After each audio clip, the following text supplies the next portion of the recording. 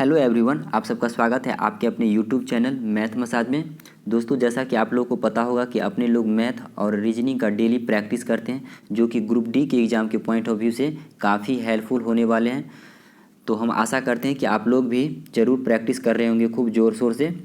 तो आज हम फिलहाल इस वीडियो में रीजनिंग का प्रैक्टिस करवाने वाले हैं आप लोगों को, जो कि यह मेरा रीजनिंग का पार्ट नंबर 3 होगा। इससे पहले हम 2 पार्ट अपलोड कर दिए हैं, तो आप लोग उसे भी एक बार ज़रूर जाके देख लीजिएगा। और हम ये रीजनिंग में आज हम थोड़ा नॉन वर्बल वाले रीजनिंग को ज़्यादा प्रश्न लेके आए हैं, जो कि आप लोगों को हर एग्ज़ाम में आपको नॉन वर्बल से कम 4 से 5 क्वेश्चन आपको देखने को मिलेगा ही मिलेगा। तो चलिए शुरू करते हैं आज का पहला नंबर सवाल। जैसे देखिए, इसमें पहला नंबर सवाल में क्या बोल रहा है कि प्रश्न आकृति दिए गए आकारों में कौन सी उत्तर आकृति बनाती हैं। यानी कि ये जो प्रश्न आकृति दिया है, ये जो एक टुकड़ा दे दिया अपने पास, ये जो एक टुकड़ा है, इस टुकड़ा को हम जोड़ के कौन सा प्रश्न उत्तर आकृति इस चारों में से बना सकते हैं, ये हमसे पूछ रहा है। तो अपने पास अगर हम थोड़ा सा गौर से देखेंगे तो टुकड़ों की संख्या इसमें सबसे पहले क्या है। ऐसा सवालों को सबसे पहले टुकड़ों की संख्या काउंट कीजिए। इसमें टुकड़ा की संख्या कितना है, 3 ठो टुकड़ा है। यानी कि एक ये है, एक ये है और एक ये है, 3 ठो टुकड़ा है। लेकिन अगर हम प्रश्न उत्तर आकृति पे गौर करेंगे, अगर उत्तर वाले आकृति पे अगर हम गौर करेंगे तो पहला ऑप्शन में क्या है, वो टुकड़ा दे दिया है। कितना टुकड़ा है, सो देखिए, 1 है, 2 है, इसमें 3 है, ठीक है। लेकिन इसमें देखिए कितना दे दिया है, इसमें कितना टुकड़ा है। ऑप्शन बी में भी कितना टुकड़ा है, 1 है, 2 है, एक ये छोटा सा है, 3 है। लेकिन ऑप्शन सी में देखिए कितना टुकड़ा दे दिया है, 1 2 3 4, तो 4 टुकड़ा दे दिया है। हमको आकृति कितना बनाना है, 3 टुकड़ा से ही बनाना है, तो इसलिए ऑप्शन सी तो पहले रॉन्ग हो जाएगा। फिर अगर हम डी पे गौर करेंगे तो डी में कितना टुकड़ा दिया है, मात्र 1 टुकड़ा दिया है। डी में मात्र 1 टुकड़ा दिया है, तो ये तो पहले रॉन्ग हो जाएगा, डी भी रॉन्ग हो गया। तो अपने पास बचा क्या, ए और बी आकृति। तो इसमें थोड़ा सा हम क्या करेंगे, दिमाग लगाएंगे, यानी कि गौर से देखेंगे। 2 विकल्प तो पहले रॉन्ग हो गया। अब देखिए पहले वाले पे अगर हम गौर करेंगे तो इसमें देखिए क्या दे दिया है। पहले वाले पे क्या करेंगे, ये छोटा वाला ये जो टुकड़ा है, ये छोटा वाला टुकड़ा कहाँ, यहाँ देखने को मिल रहा होगा। और ये जो बड़ा वाला टुकड़ा दे दिया है, यानी कि ये जो दे दिया है, ये वाला टुकड़ा जो दे दिया है, ये टुकड़ा आपको कहाँ देखने को मिल रहा होगा, यानी कि ये पार्ट आपको दिख रहा होगा। और ये जो टुकड़ा दिया है, ये छोटा सा जो एक टुकड़ा है, ये पार्ट आपको कहाँ, ये वाला देखने को मिल रहा होगा। तो ये मेरा क्या हो जाएगा, ये मेरा राइट आंसर हो जाएगा, ऑप्शन नंबर ए हो जाएगा। और अगर हम बी पे गौर करेंगे तो देखिए, बी ऑप्शन पे अगर हम गौर करेंगे, इसको हटा रहे हैं, बी ऑप्शन पे अगर हम थोड़ा सा गौर करेंगे तो देखिए बी में क्या है, ऐसा टुकड़ा तो आपको कहीं नहीं देखने को दिया गया है। यानी कि ये टुकड़ा जो है ऑप्शन नंबर ए जो दिया है, यानी कि ये टुकड़ा जो दिया है, ये टुकड़ा आपको किसी भी आकृति इसमें देखने को मिल रहा है, ये टुकड़ा नहीं देखने को मिल रहा है। तो ये वाला पहले क्या हो जाएगा, रॉन्ग हो जाएगा। तो मेरा राइट आंसर क्या हो जाएगा, ऑप्शन नंबर ए। तो इस टाइप के सवाल को आप लोग ज़्यादा से ज़्यादा प्रैक्टिस कीजिए, ताकि कम समय में ज़्यादा से ज़्यादा सवालों को अटैम्प्ट कर पाए। चलिए फिलहाल आई होप कि आप लोग को ये समझ में आ गया होगा, और बढ़ते हैं अब अगले नंबर सवाल पर। तो ये रहा फ्रेंड्स अगला नंबर सवाल। इसमें देखिए क्या पूछ रहा है कि उस पद का चयन करें जो तीसरे पद से उसी तरह संबंधित हो जैसे दूसरा पद पहले पद से। यानी कि जैसे दूसरा पद पहले पद से संबंधित है, उसी तरह हमको तीसरा संबंधित करना है। जैसे देखिए दूसरा पद पहले पद से, तो दूसरा में क्या है, यानी कि ये पी है, ये दूसरा में क्या है, पी है। लेकिन दूसरा में क्या किया, यानी कि पी को तीसरे पद से उसी तरह संबंधित हो जैसे दूसरा पद पहले पद से। दूसरा पद, तो दूसरा पद पी है, ये थोड़ा सा क्या कर दिया, इसको इस टाइप से इधर घुमा दिया है। और इसमें देखिए पी को क्या किया, यानी कि इसको आकृति को कैसे कर दिया, इस टाइप से इसको क्या किया, घुमा के लिख दिया है। आई होप कि आपको ये समझ में आ रहा होगा। तो उसी तरह अगर हम यहाँ पे कौन सा आकृति लेंगे जो ये एम को हम लिख सकते हैं, कौन सा आकृति लेंगे जो हम एम को लिख सकते हैं। तो अगर हम यहाँ पे थोड़ा सा डी ऑप्शन पे गौर करेंगे, ये वाले अगर ये डी ऑप्शन, ये वाले आकृति पे अगर हम गौर करेंगे तो ये क्या हो रहा है, यानी कि ये ऐसे लिखा गया है।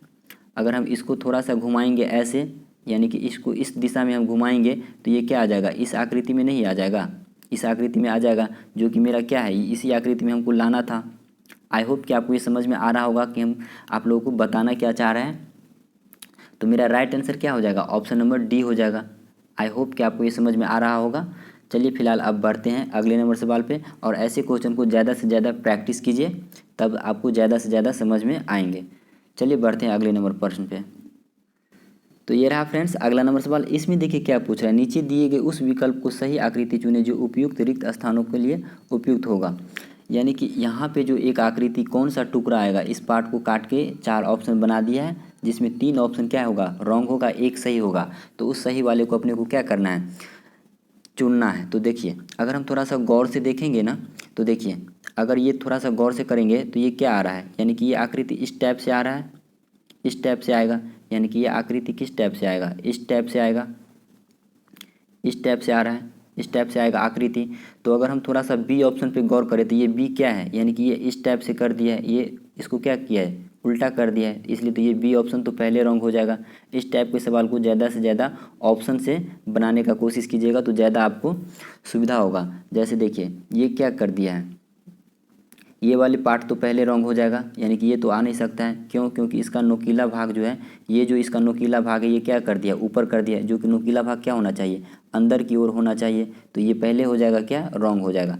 उसी तरह अगर हम यहाँ पे अगर बी ए ऑप्शन पे गौर करेंगे, ए ऑप्शन पे, ए वाले आकृति पे गौर करेंगे तो ए क्या कर दिया है, ऐसा पार्ट तो दिया है, ये वाला पार्ट तो दिया है ए, लेकिन इसमें क्या कर दिया, एक छोटा सा ये बनाया है। लेकिन इसमें क्या किया है, देखिए अगर आप गौर से देखिएगा तो इसमें आपको एक एरो दिख रहा होगा, एक तीर ऐसे दिख रहा होगा, ऐसे, यानी कि इस कलर से हम दिखा रहे हैं आपको, ये वाले इस टाइप से दिख रहा होगा, ऐसे ऐसे दिख रहा होगा आकृति में आपको। यहाँ पे देखिए ये वाले पार्ट में, इस वाले पार्ट में आपको दिख रहा होगा अंदर की ओर, इसमें भी दिख रहा होगा, इसमें भी दिख रहा होगा। तो यहाँ भी तो दिखेगा पहले वाले, ये वाले खाली स्थान वाले पार्ट पे। तो खाली वाले स्थान पे देखिए इसमें तो नहीं दिया है, ये वाले ऐसा तो नहीं दिया है, तो इसलिए क्या हो जाएगा, ये भी रॉन्ग हो जाएगा।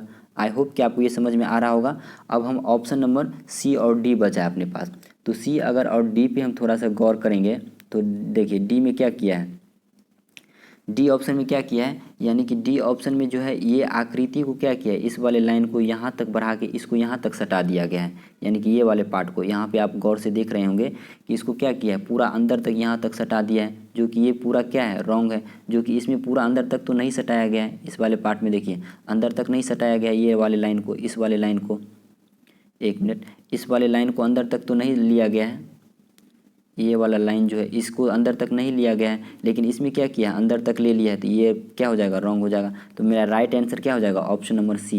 आई होप कि आपको ये समझ में आ रहा होगा। और छोटा छोटा गलती करेंगे तो ऐसे सवाल को क्या होगा, गलत हो जाएंगे। तो थोड़ा सा इसमें ध्यान से बनाना होगा। और आपको ऐसा सवाल ग्रुप डी के हर शिफ्ट में आपको कम से कम 2 से 4 तो देखने को मिलेगा ही मिलेगा। चलिए फिलहाल अब बढ़ते हैं अगले नंबर सवाल पे, इसलिए ज़्यादा से ज़्यादा प्रैक्टिस कीजिए। ये रहा फ्रेंड्स अगला नंबर सवाल। इसमें देखिए क्या पूछ रहा है कि नीचे दी गई आकृति के लिए दर्पण छवि क्या होगा, दर्पण प्रतिबिंब क्या होगा। तो एक बात याद रखिएगा, जैसे दर्पण प्रतिबिंब अगर मान लिया जाए आर का पूछेगा दर्पण प्रतिबिंब क्या है, ये वाला दर्पण दे दिया है, तो दर्पण प्रतिबिंब क्या हुआ, जस्ट इसका उल्टा हो जाएगा। ये वाले आकृति किस टाइप से बनेगा, इस टाइप से बन जाएगा, यानी कि इसको इस टाइप से बनना पड़ेगा आकृति में। ऑप्शन नंबर ए में अगर आर का दर्पण प्रतिबिंब पूछेगा तो इसको क्या किया है, यानी कि इसको थोड़ा सा इधर चेंज करके घुमा के लिख दिया है। तो सेम हम इसमें भी करेंगे। ये अपने पास क्या है, ये एक दर्पण दे दिया है छोटा सा। अब इसमें हमको क्या करना है, एस का दर्पण प्रतिबिंब इस ऑप्शन में से हमको चुनना है। तो अगर हम गौर से देखेंगे तो बी ऑप्शन और सी ऑप्शन तो पहले ऑलरेडी गलत है, क्योंकि इसको सीधे क्या किया है, घुमा दिया है। लेकिन इसमें क्या करेंगे, अगर हम ए और डी में देखेंगे तो देखिए जैसा ये आकृति है वैसा सेम आकृति यहाँ पे दे दिया है, जो कि ये भी क्या है, रॉन्ग है। दर्पण प्रतिबिंब में क्या होता है, यानी कि थोड़ा सा आकृति क्या होता है, उलट जाता है, यानी कि उल्टा हो जाता है।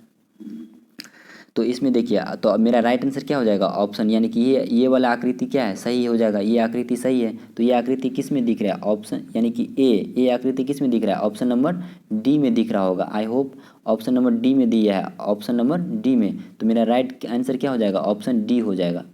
ये आकृति किस में दिया, ऑप्शन डी में। आई होप कि आपको ये समझ में आ गया होगा कि दर्पण प्रतिबिंब में क्या होता है, किस टाइप से चेंज होता है। जैसे मान लिया जाए अगर ए का दर्पण प्रतिबिंब पूछेगा, ए का दर्पण प्रतिबिंब क्या होगा, तो ए को अगर पलटिएगा इस दिशा में तो ये क्या हो जाएगा, यानी कि ये वाला पार्ट पहले दिखेगा, यानी कि इस पार्ट को आपको पहले लिखना होगा, इस वाले लाइन को पहले लिखना होगा, और फिर ये वाले लाइन को बाद में लिखेंगे। तो ये तो इसी टाइप रहेगा। तो ए को अगर हम दर्पण प्रतिबिंब करेंगे तो इसमें नो चेंज होगा। अगर उसी तरह अगर हम आर का दर्पण प्रतिबिंब करेंगे तो ये चेंज हो जाएगा। क्यों, क्योंकि आर का दर्पण प्रतिबिंब, एक मिनट इसको हटा लेते हैं, आर का अगर आपको दर्पण प्रतिबिंब पूछे कि आर का दर्पण प्रतिबिंब क्या होगा, तो जैसे ये दर्पण दे दिया है, तो आर का दर्पण प्रतिबिंब क्या है, यानी कि दर्पण का नज़दीक सबसे कौन सा पार्ट है, ये वाला पार्ट है, ये पार्ट। तो ये पार्ट सबसे पहले दर्पण का इस टाइप से भी नज़दीक ही रहेगा। जैसे ए का पूछेगा, ए का दर्पण प्रतिबिंब क्या है, ए का दर्पण प्रतिबिंब, तो ए का सबसे नज़दीक वाला पार्ट कौन सा है, ये वाला लाइन है, तो ये वाला लाइन सबसे नज़दीक रहेगा और ये लाइन क्या आ जाएगा, इस टाइप आ जाएगा, इस साइड आ जाएगा। तो ये ए का दर्पण प्रतिबिंब क्या होता है, नो चेंज होता है। तो आप लोगों को हम एक बार दर्पण प्रतिबिंब और जल प्रतिबिंब एक अलग से वीडियो लेके आएंगे, जिसमें पूरा कन्फ्यूजन को दूर कर देंगे कि दर्पण प्रतिबिंब और जल प्रतिबिंब में क्या अंतर होता है। तो फिलहाल आई होप कि आपको ये सवाल समझ में आ गया होगा कि किस टाइप से इसको सॉल्व करना है। चलिए बढ़ते हैं अब अगले नंबर सवाल पे।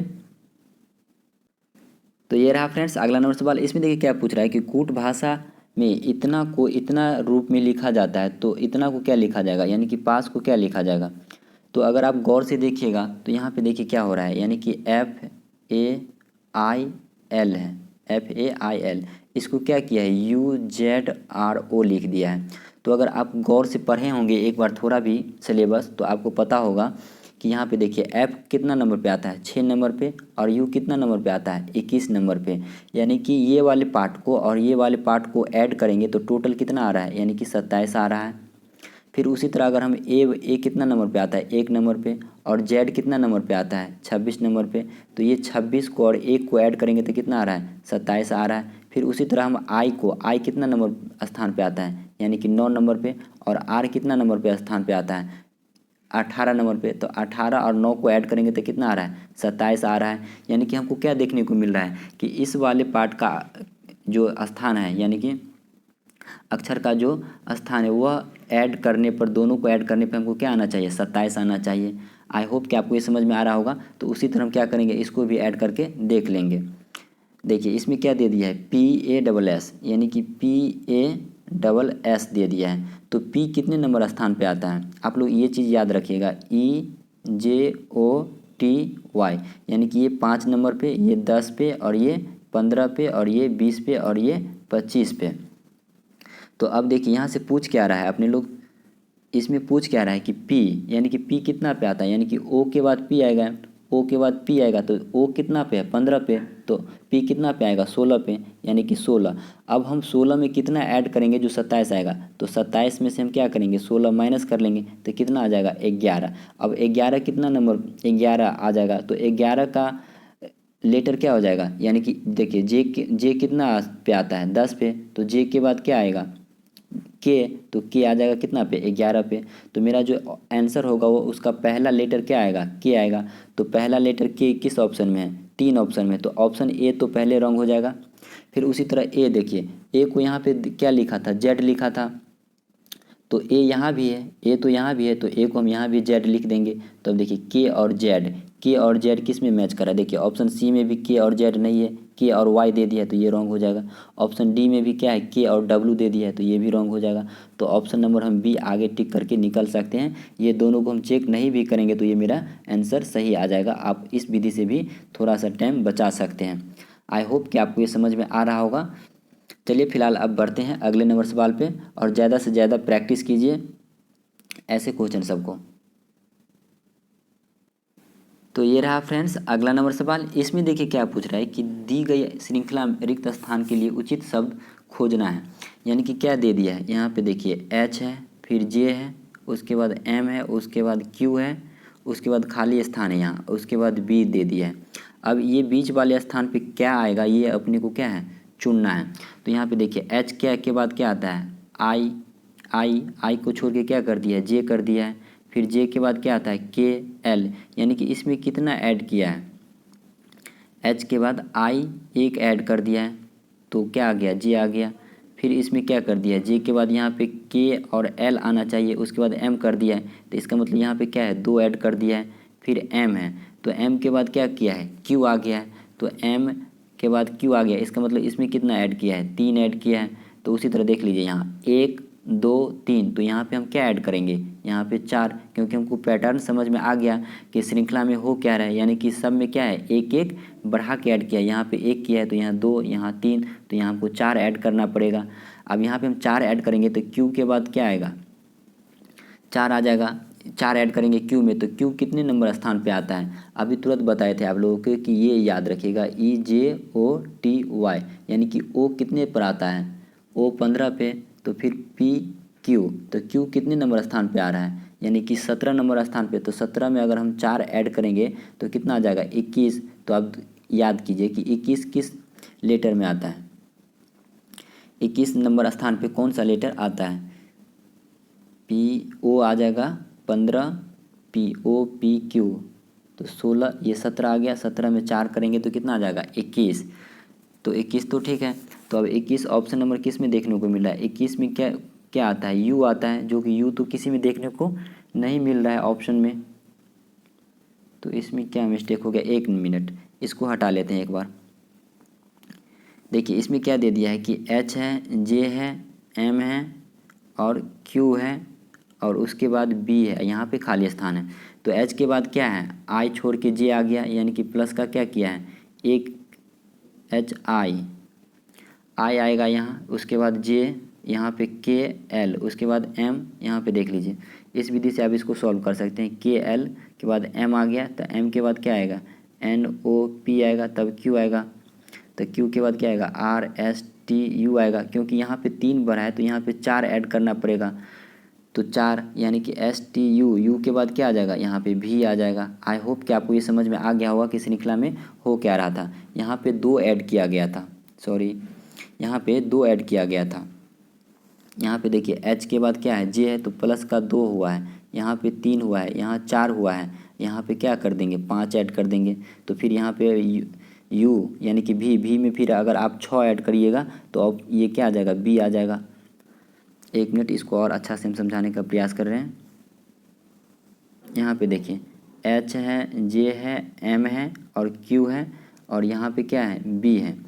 तो ये क्या हो रहा है, H के बाद क्या आएगा, HIJ, यानी कि H कितना स्थान पे आता है, J आता है कितना पे, 10 पे, ये 9 पे, ये 8 पे। तो 8 में कितना 2 ऐड किया है तब तो ये 10 आया है, यानी कि यहाँ पे 2 ऐड किया है, यहाँ पे कितना 3 ऐड किया है, प्लस किया है, और यहाँ पे कितना ऐड करना पड़ेगा, यहाँ पे 4 ऐड किया है, तो यहाँ पे हमको 5 प्लस करना पड़ेगा। तो Q कितने नंबर स्थान पे आता है, 17 पे, इसमें हम प्लस का 5 ऐड कर लेंगे तो 17 5 कितना आ जाएगा, 22 आ जाएगा। तो 22 नंबर स्थान पे कौन सा अक्षर आता है, ऑप्शन B आता है, सॉरी यानी कि अक्षर V आएगा। तो ऑप्शन मेरा क्या हो जाएगा, ऑप्शन नंबर मेरा दूसरा हो जाएगा सही है। आई होप कि आपको ये समझ में आ रहा होगा। अब फिर 5 के बाद अगर हम यहाँ पे 6 ऐड करेंगे तो 22 में अगर हम 6 ऐड करेंगे तो कितना आ जाएगा, 28 आ जाएगा। 28, तो देखिए जेड कितना पे आएगा, जेड कितना पे आएगा, 26 पे, जेड कितना पे आ जाएगा 26 पे, और फिर ए कितना पे आ जाएगा 27 पे, और फिर 28 पे क्या आ जाएगा, बी आ जाएगा। तो ये सर्टिफाइड हो रहा है। आई होप कि आपको ये समझ में आ गया होगा कि इस पैटर्न में क्या हो रहा था, एक एक बढ़ रहा था। चलिए बढ़ते हैं अब अगले नंबर सवाल पे। तो दोस्तों अपने लोग रीजनिंग का सलूशन प्रैक्टिस कर लिए हैं, जो कि ग्रुप डी के एग्ज़ाम के पॉइंट ऑफ व्यू से काफ़ी हेल्पफुल होने वाले होंगे। तो जो लोग भी चैनल पे नए हैं या पहली बार वीडियो देख रहे हैं वह चैनल को सब्सक्राइब करके आप हमें मोटिवेट कर सकते हैं, ताकि जब तक ग्रुप डी का एग्ज़ाम चलेगा तब तक हम आप लोगों का प्रैक्टिस करवाते रहेंगे। तो अब मिलते हैं कोई नेक्स्ट वीडियो में, तब तक के लिए बाय। और हम आशा करते हैं कि आप लोग ज़रूर से ज़रूर क्या कीजिए, कम से कम 2 मॉक टेस्ट ज़रूर लगाइए। आपको इससे होगा क्या कि टाइम मैनेजमेंट करना आप सीख जाइएगा और आपका एक्यूरेसी बढ़ने में हेल्प होगा। और नंबर को आपको ये भी सुधार होगा कि आप कहाँ पे क्या गलत कर रहे हैं, क्या हमको ये क्वेश्चन आ रहा था जो गलत हो गया है। तो ये सब क्या होगा, आपको मॉक टेस्ट से ही सुधार होने वाला है। तो ज़्यादा से ज़्यादा मॉक टेस्ट लगाइए। चलिए इस वीडियो में आज इतना ही, अब मिलते हैं नेक्स्ट वीडियो में, तब तक के लिए बाय।